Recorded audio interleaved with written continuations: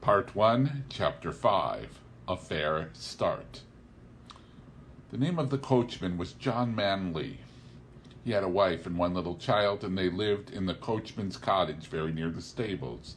The next morning he took me into the yard and gave me a good grooming, and just as I was going into my box with my coat soft and bright, the squire came in to look at me and seemed pleased. "John," he said, "I might have tried the new horse this morning, but I have other business.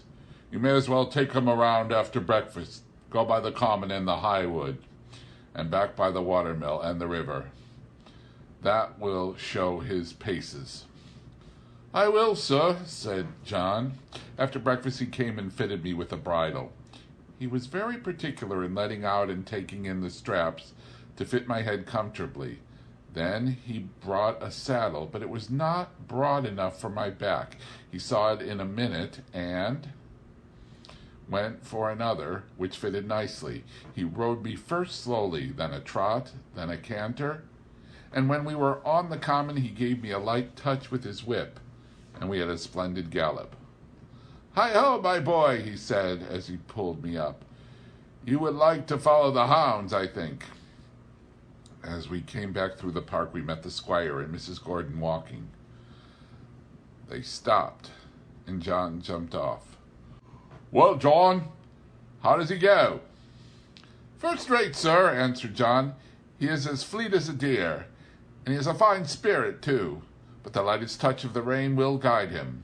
Down at the end of the common we met one of those travelling carts, hung all over with baskets, rugs, and such like. You know, sir, many horses will not pass those carts quietly. He just took a good look at it, and then went on as quiet and pleasant as could be. They were shooting rabbits near the highwood, and a gun went off close by. He pulled up a little and looked, but did not stir a step to right or left. I just held the rein steady and did not hurry him, and it's my opinion he has not been frightened or ill-used while he was young." "That's well," said the squire. "I will try myself tomorrow." The next day I was brought up for my master. I remembered my mother's counsel and my good old master's, and I tried to do exactly what he wanted me to do. I found he was a very good rider and thoughtful for his horse, too. When he came home, the lady was at the ball door as he rode up. "Well, my dear," she said, "how do you like him?" "He is exactly what John said," he replied. "A pleasanter creature I never wished to mount. What shall we call him?" "Would you like Ebony?" said she. "He is as black as ebony." "No, not Ebony." "Will you call him Blackbird, like your uncle's old horse?" "No, he's far handsomer than old Blackbird ever was." "Yes," she said, "he is really quite a beauty, and he has such a sweet, good-tempered face, and such a fine, intelligent eye. What do you say to calling him Black Beauty?" "Black Beauty? Why, yes, I think that's a very good name. If you like, it shall be his name." And so it was. When John went into the stable, he told James that master and mistress had chosen a good, sensible English name for me. That meant something, not like Marengo or Pegasus or Abdallah. They both laughed, and James said, "If it was not for bringing back the past, I should have named him Rob Roy, for I never saw two horses more alike." "That's no wonder," said John. "Didn't you know that Farmer Guy's old Duchess was the mother of them both?"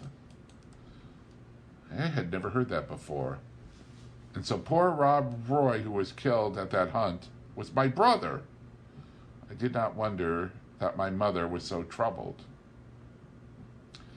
It seems that horses have no relations. At least they never know each other after they are sold. John seemed very proud of me. He used to make my mane and tail almost as smooth as a lady's hair.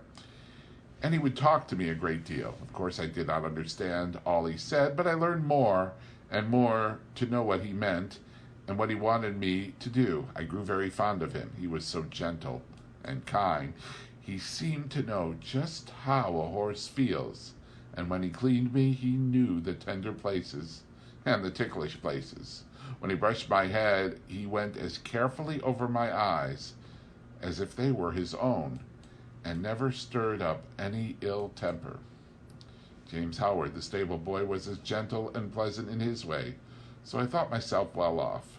There was another man who helped in the yard, but he had very little to do with Ginger and me.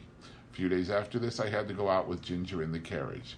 I wondered how we should get on together, but except laying her ears back when I was led up to her, she behaved very well. She did her work honestly, and did her full share, and I never wished to have a better partner in double harness. When we came to a hill, instead of slackening her pace, she would throw her weight right into the collar and pull away, straight up. We had both the same sort of courage at our work, and John had oftener to hold us in than to urge us forward. He never had to use the whip with either of us. Then our paces were much the same, and I found it very easy to keep step with her when trotting, which made it pleasant, and Master always liked it when we kept step well, and so did John. After we had been out 2 or 3 times together, we grew quite friendly and sociable, which made me feel very much at home. As for Merrylegs, he and I soon became great friends. He was such a cheerful, plucky, good-tempered little fellow that he was a favorite with everyone, and especially with Miss Jessie and Flora, who used to ride him about in the orchard and have fine games with him and their little dog, Frisky. Our master had 2 other horses that stood in another stable. One was Justice, a roan cob, used for riding or for the luggage cart. The other was an old brown hunter named Sir Oliver. He was past work now, but was a great favorite with the master, who gave him the run of the park. He sometimes did a little light carting on the estate and carried one of the young ladies when they rode out with their father, for he was very gentle and could be trusted with a child as well as Merrylegs. The cob was a strong, well-made, good-tempered horse, and we sometimes had a little chat in the paddock, but of course I could not be so intimate with him as with Ginger, who stood in the same stable. Part 1, Chapter 6, Liberty. I was quite happy in my new place, and if there was one thing that I missed, it must not be thought I was discontented. All who had to do with me were good, and I had a light, airy stable and the best of food. What more could I want? Why, liberty. For 3 years and a half of my life, I had had all the liberty I could wish for, but now, week after week, month after month, and no doubt year after year, I must stand up in a stable night and day except when I am wanted, and then I must be just as steady and quiet as any old horse who has worked 20 years. Straps here and straps there, a bit in my mouth and blinkers over my eyes. Now, I'm not complaining, for I know it must be so. I only mean to say that for a young horse full of strength and spirits, who has been used to some large field or plain where he can fling up his head and toss up his tail and gallop away at full speed, then round and back again with a snort to his companions, I say it is hard never to have a bit more liberty to do as you like. Sometimes, when I have had less exercise than usual, I have felt so full of life in spring that when John has asked me out to exercise, I really could not keep quiet. Do what I would, it seemed as if I must jump, or dance, or prance. And many a good shake I know I must have given him, especially at the first. But he was always good and patient. "Steady, steady, my boy," he would say. "Wait a bit, and we will have a good swing and soon get the tickle out of your feet." And as soon as we were out of the village, he would give me a few miles at a spanking trot, and then bring me back as fresh as before, only clear of the fidgets, as he called them. Spirited horses, when not enough exercised, are often called skittish, when it is only play, and some grooms will punish them. But our John did not. He knew it was only high spirits. Still, he had his own ways of making me understand by the tone of his voice, or the touch of the rein. If he was very serious and quite determined, I always knew it by his voice, and that had more power with me than anything else, for I was very fond of him. I ought to say that sometimes we had our liberty for a few hours. This used to be on fine Sundays in the summertime. The carriage never went out on Sundays because the church was not far off. It was a great treat to us to be turned out into the home paddock or the old orchard. The grass was so cool and soft to our feet, the air so sweet, and the freedom to do as we liked was so pleasant, to gallop, to lie down and roll over on our backs, or to nibble the sweet grass. Then it was a very good time for talking as we stood together under the shade of the large chestnut tree. Part 1, Chapter 7, Ginger. One day Ginger and I were standing alone in the shade. We had a great deal of talk. She wanted to know all about my bringing up and breaking in, and I told her. "Well," said she, "if you had had your bringing up, I might have had as good a temper as you, but now I don't believe I ever shall." "Why not?" I said. "Because it has been all so different with me," she replied. "I never had any one, horse or man, that was kind to me, or that I cared to please, for in the first place I was taken from my mother as soon as I was weaned, and put with a lot of other young colts. None of them cared for me, and I cared for none of them. There was no master like yours to look after me, and to talk to me, and bring me nice things to eat. The man that had the care of us gave me a kind word in my life. I did not mean that he ill-used me, but he did not care for us one bit further than to see that we had plenty to eat and shelter in the winter. A footpath ran through our field, and very often the great boys passing through would fling stones to make us gallop. I was never hit, but one fine young colt was badly cut in the face, and I should think it would be a scar for life. We did not care for them, but of course it made us more wild, and we settled it in our minds that boys were our enemies. We had very good fun in the free meadows, galloping up and down and chasing each other round and round in the field, then standing still under the shade of the trees. But when it came to breaking in, that was a bad time for me. Several men came to catch me, and when at last they closed me in at one quarter of the field, one caught me by the forelock, another caught me by the nose and held it so tight I could hardly draw my breath. Then another took my under jaw in his hard hand and wrenched my mouth open, and so by force they got on the halter and the bar into my mouth. Then one dragged me along by the halter, another flogging behind. And this was the first experience I had of men's kindness. It was all force. They did not give me a chance to know what they wanted. I was high-bred and had a great deal of spirit, and was very wild, no doubt, and gave them, I dare say, plenty of trouble. But then it was dreadful to be shut up in a stall day after day instead of having my liberty, and I fretted and pined and wanted to get loose. You know yourself it's bad enough when you have a kind master and plenty of coaxing, but there was nothing of that sort for me. There was one, the old master, Mr. Ryder, who I think could soon have brought me round and could have done anything with me, but he had given up all the hard part of the trade to see his son and to another experienced man, and he only came at times to oversee. His son was a strong, tall, bold man. They called him Samson, and he used to boast that he had never found a horse that could throw him. There was no gentleness in him as there was in his father, but only hardness, a hard voice, a hard eye, a hard hand. And I felt from the first that what he wanted was to wear all the spirit out of me and just make me into a quiet, humble, obedient piece of horseflesh. Horseflesh!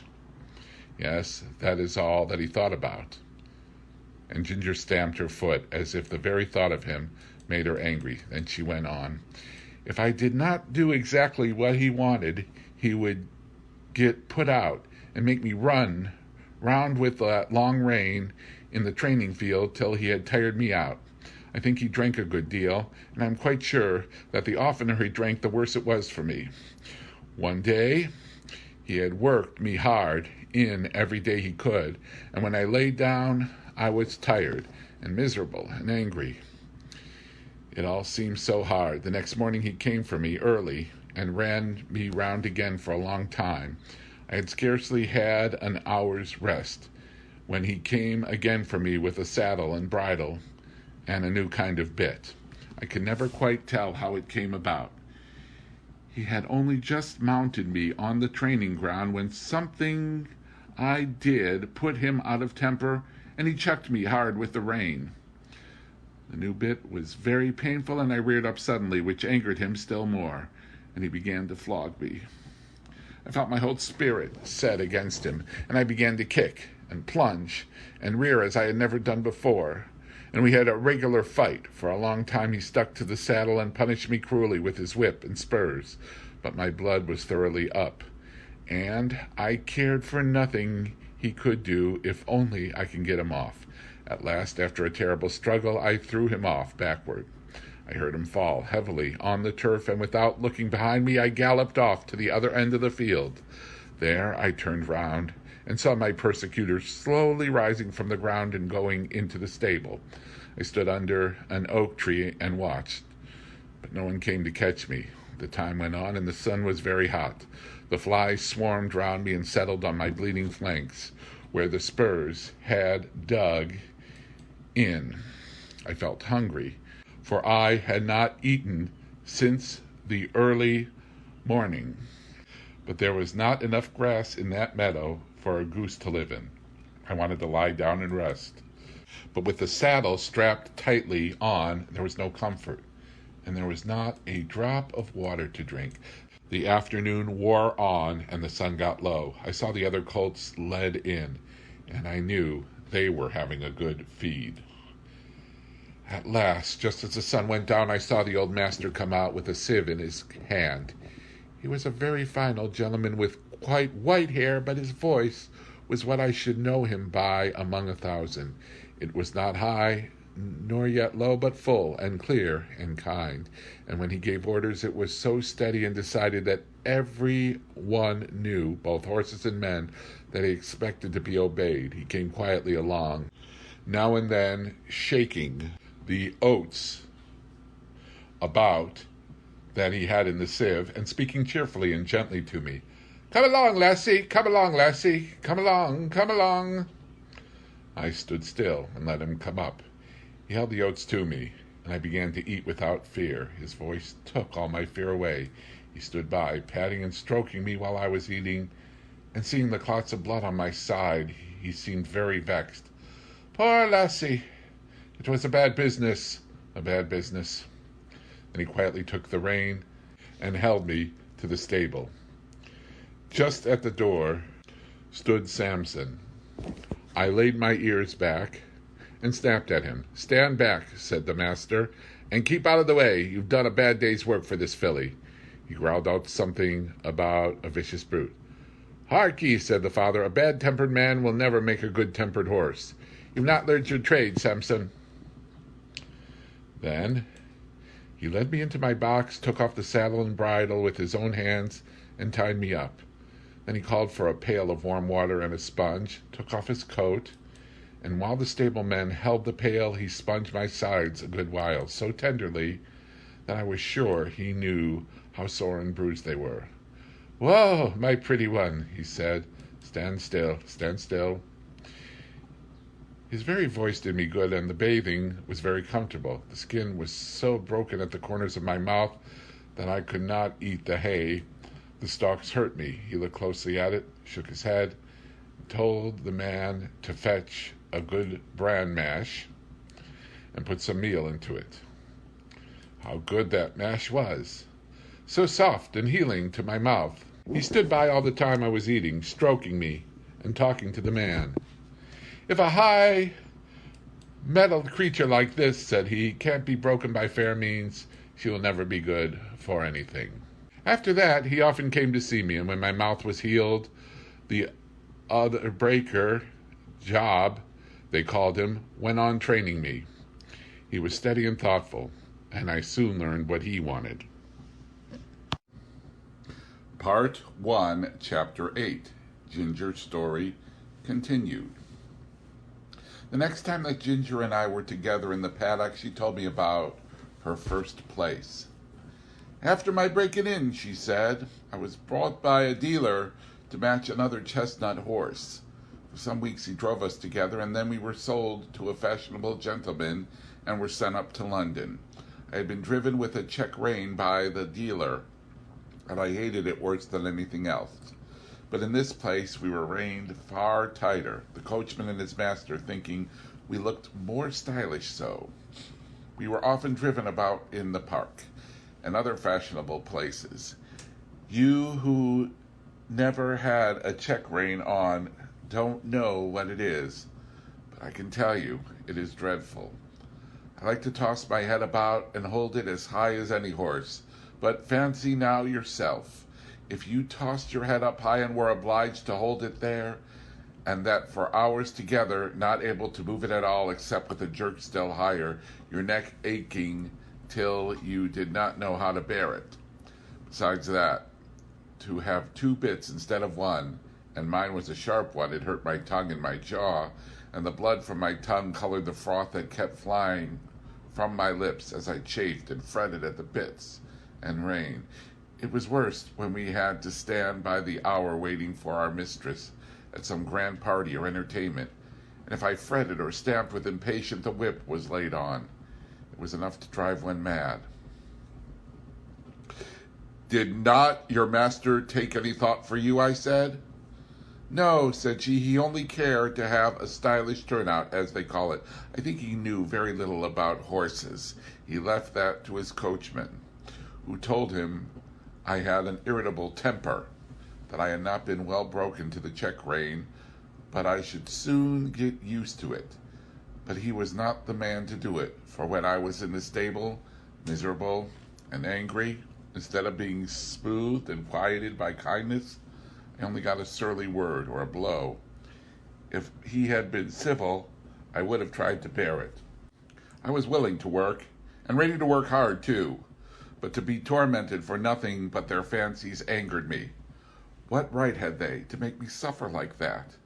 Besides the soreness in my mouth and the pain in my neck, it always made my windpipe feel bad, and if I had stopped there long, I know it would have spoiled my breathing. But I grew more and more restless and irritable. I could not help it. I began to snap and kick when anyone came to harness me. For this the groom beat me, and one day, as they had just buckled us into the carriage and were straining my head up with that rein, I began to plunge and kick with all my might. I soon broke a lot of harness and kicked myself clear. So that was an end of that place. After this, I went to Tattersall's to be sold. Of course, I could not be warranted free from vice, so nothing was said about that. My handsome appearance and good paces soon brought a gentleman to bid for me, and I was bought by another dealer.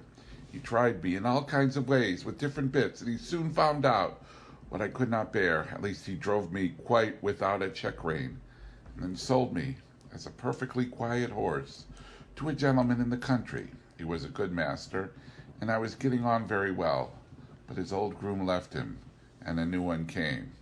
This man was as hard-tempered and hard-handed as Samson.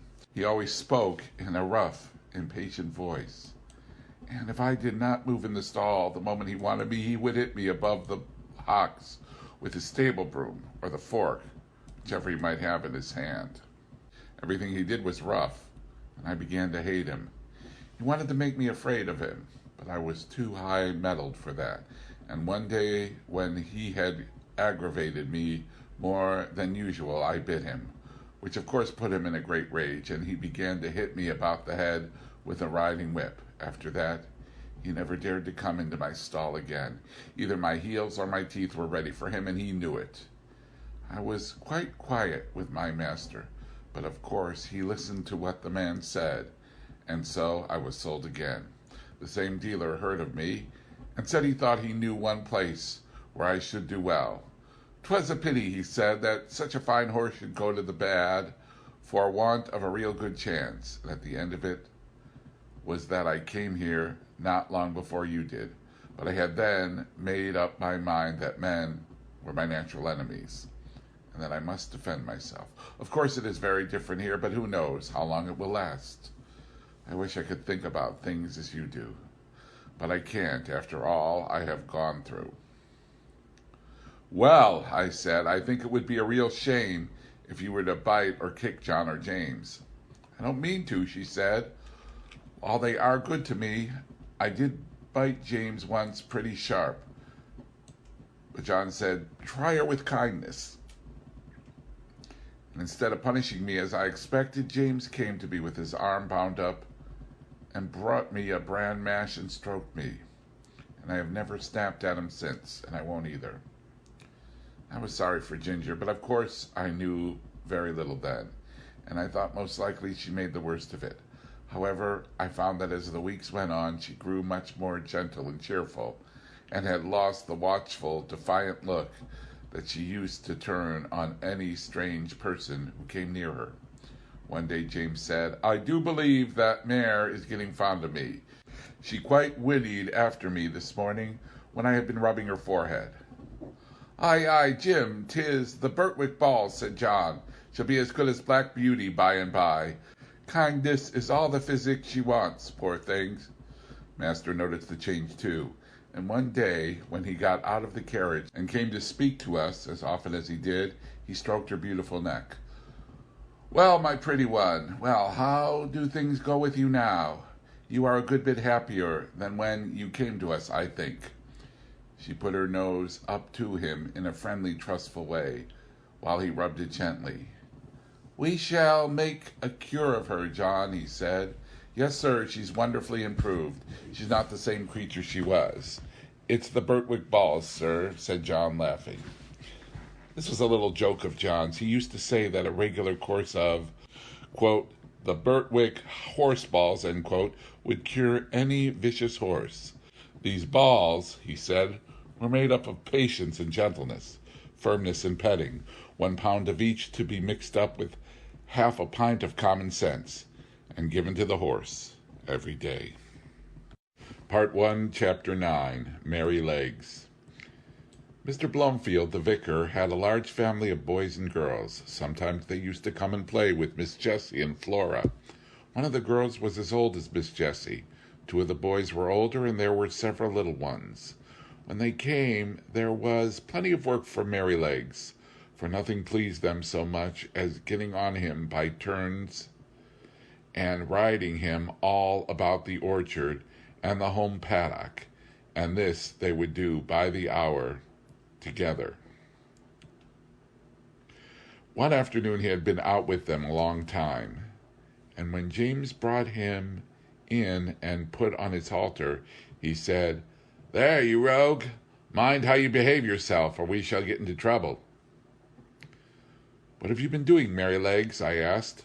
Oh, said he, tossing his little head, I have only been giving those young people a lesson. They did not know when they had had enough, nor when I had had enough, so I just pitched them off backwards.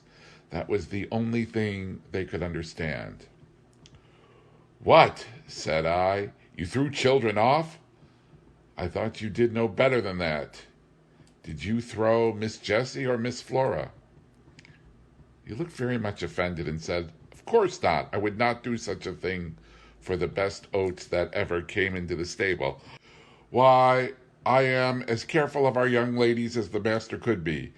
And as for the little ones, it is I who teach them to ride. When they seem frightened or a little unsteady on my back, I go as smooth and as quiet as old Pussy when she's after a bird. And when they are all right, I go on faster. You see, just to use them to it, so you don't trouble yourself preaching to me. I am the best friend and the best riding master those children have. It is not them. It is the boys. Boys, said he, shaking his maid, are quite different. They must be broken in as we were broken in when we were colts, and just be taught what's what. The other children had ridden me about for nearly 2 hours, and then the boys thought it was their turn. And so it was, and I was quite agreeable. They rode me by turns, and I galloped them about up and down the fields, and all about the orchard for a good hour. They had each cut a great hazel stick for a riding whip, and laid it on a little too hard, but I took it in good part, till at last I thought we had had enough, so I stopped 2 or 3 times by way of a hint. Boys, you see, think a horse or a pony is like a steam engine or a thrashing machine, and can go on as long and as fast as they please. They never think that a pony can get tired or have any feelings. So, as the one who was whipping me could not understand, I just rose up on my hind legs and let him slip off behind. That was all. He mounted me again, and I did the same. Then the other boy got up, and as soon as he began to use his stick, I laid him on the grass, and so on, till they were able to understand. That was all. They were not bad boys. They don't wish to be cruel. I liked them very well, but you see, I had to give them a lesson. When they brought me to James and told him, I think he was very angry to see such big sticks. He said they were only fit for drovers or gypsies, and not for young gentlemen. If I had been you, said Ginger, I would have given those boys a good kick, and that would have given them a lesson. No doubt you would, said Merrylegs, but then I am not quite such a fool, begging your pardon, as to anger our master or make James ashamed of me. Besides, those children are under my charge when they are riding. I tell you, they are entrusted to me. Why, the other day I heard our master say to Mrs. Blomefield, My dear madam, you need not be anxious about the children. My old Merrylegs will take as much care of them as you or I could. I assure you I would not sell that pony for any money. He is so perfectly good-tempered and trustworthy. And do you think I am such an ungrateful brute as to forget all the kind treatment I have had here for 5 years, and all the trust they placed in me, and turned vicious because a couple of ignorant boys used me badly? No, you never had a good place where they were kind to you, and so you don't know, and I'm sorry for you. But I can tell you good places make good horses. I wouldn't vex our people for anything. I love them, I do, said Merrylegs, and he gave a low ho, ho, ho through his nose, as he used to do in the morning when he heard James's footstep at the door.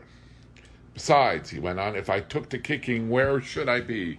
Why, sold off in a jiffy, and no character, and I might find myself slaved about under a butcher's boy, or worked to death at some seaside place where no one cared for me, except to find out how fast I could go, or be flogged along in some cart with 3 or 4 great men in it, going out for a Sunday spree, as I have often seen in the place I lived before I came here.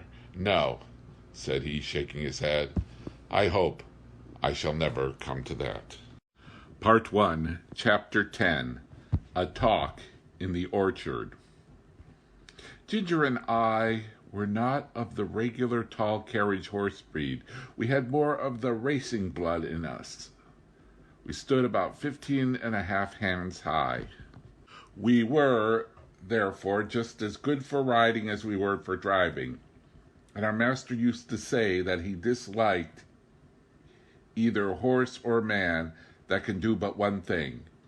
And as he did not want to show off in London parks, he preferred a more active and useful kind of horse. As for us, our greatest pleasure was when we were saddled for a riding party.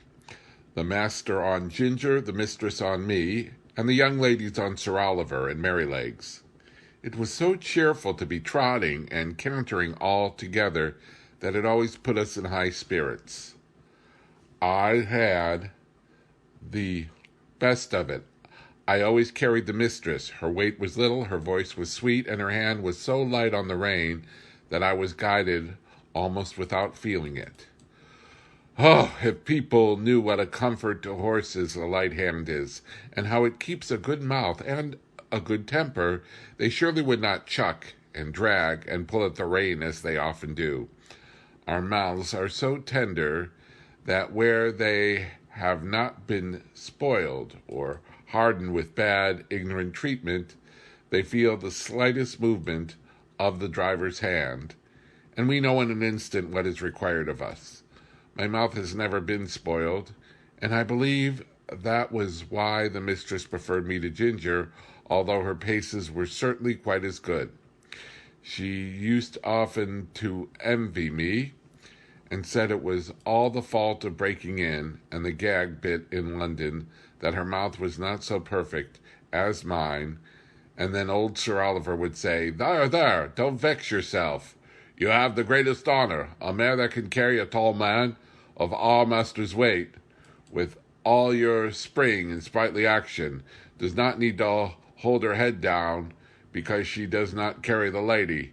We horses must take things as they come, and always be contented and willing, so as long as we are kindly used. I often wondered how it was that Sir Oliver had such a very short tail.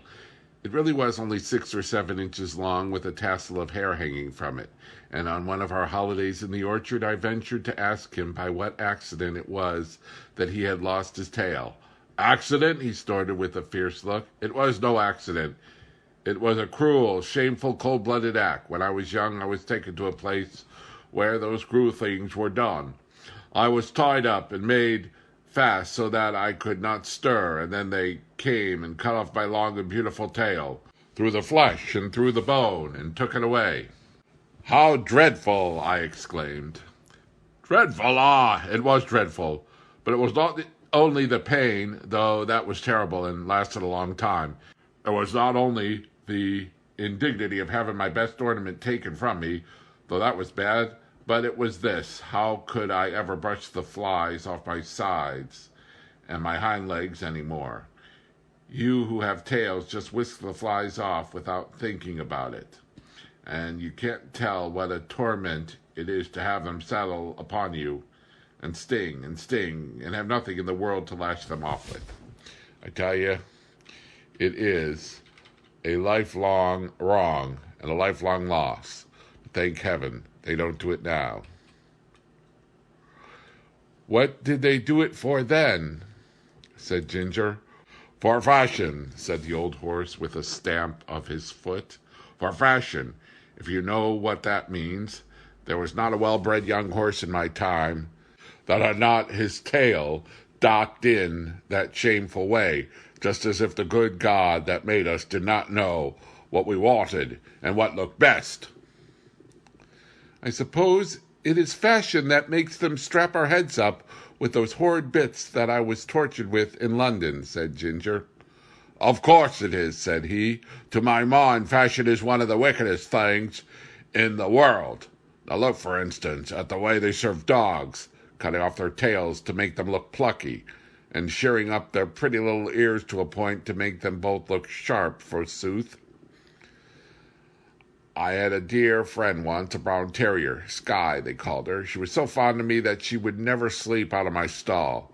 She made her bed under the manger, and there she had a litter of 5, as pretty little puppies as need be. None were drowned, for they were of valuable kind. How pleased she was with them. And when they got their eyes open and crawled about, it was a real pretty sight.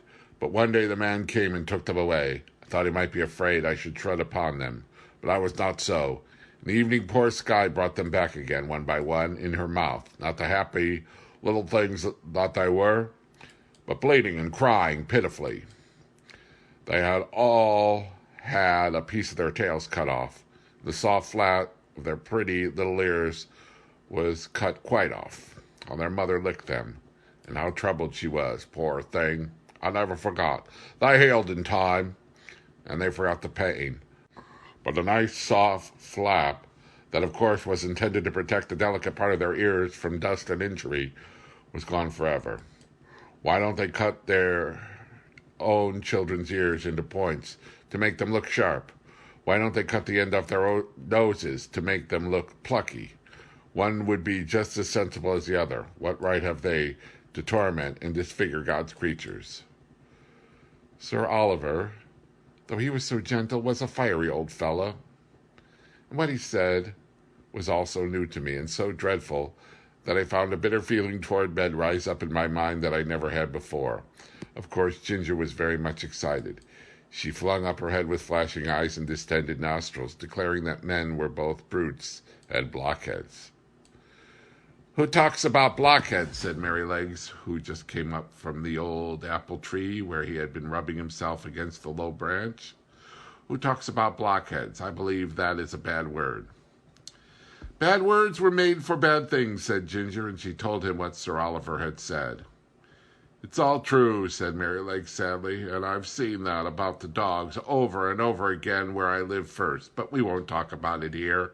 You know that Master and John and James are always good to us, and talking against men in such a place as this doesn't seem fair or grateful. And you know there are good masters and good grooms beside ours, though of course ours are the best." This wise speech of good little Merrylegs, which we knew was quite true, cooled us all down, especially Sir Oliver, who was dearly fond of his master. And to turn the subject, I said, "Can anyone tell me the use of blinkers?" "No," said Sir Oliver shortly, "because they are no use."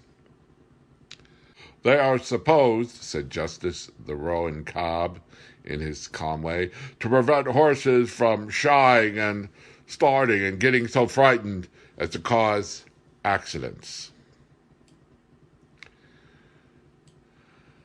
"Then what is the reason they do not put them on riding horses, especially on ladies' horses?" said I. "There's no reason at all," he said quietly, "except the fashion. They say that a horse would be so frightened to see the wheels of his own cart or carriage coming behind him that he would be sure to run away, although, of course, when he is ridden, he sees them all about him if the streets are crowded. I admit they do sometimes come too close to be pleasant, but we don't run away. We are used to it and understand it.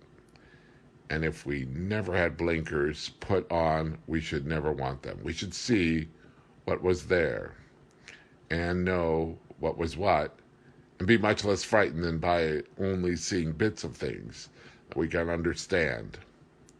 Of course, there may be some nervous horses who have been hurt or frightened when they were young, who may be better for them, but as I never was nervous, I can't judge." "I consider," said Sir Oliver, "that blinkers are dangerous things in the night.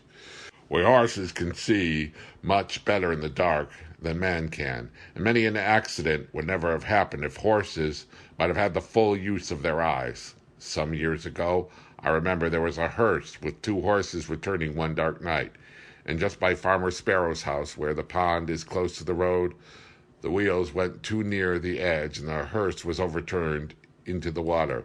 Both the horses were drowned, and the driver hardly escaped.